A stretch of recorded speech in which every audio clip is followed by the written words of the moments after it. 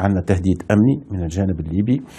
نحاول نتعامل مع الإخوة الليبيين للإحاطة بهالجانب الأمني، ولو الأمور صعبة لأنها متغيرة في ليبيا. فأول قرار خذيناه هو إحكام الحدود.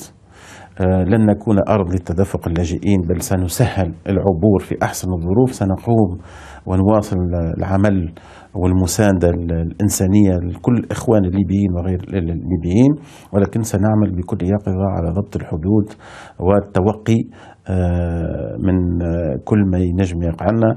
بالأمس اكتشفنا خلية أخرى وفيها امتداد في العمق الليبي، فهذه قضية يعني جدية، وهذا علاش ساعين مع دول الجوار باش نمدوا يد العون للإخوة الليبيين ويقعدوا هم أصحاب القرار بدون تدخل في الشأن الليبي.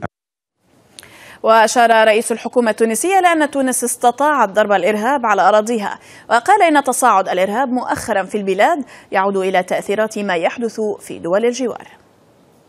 قدرنا أن نضرب الإرهاب في ذراعه العسكري في الداخل التونسي. تصاعد هدايا جاي من الأوضاع اللي تشهدها المنطقة. فالإرهاب هو ماهوش آفة محلية، هي آفة إقليمية ودولية، وتتأثر بما يصير حولنا في دول الجوار وما يصير حولنا في المنطقة بصفة شاملة. فتصاعد الوتيرة هذه نتاع الإرهاب هو يعني مرتبط بالشيء هذيك، ولكن الحمد لله قادرين اليوم نحسنوا رواحنا.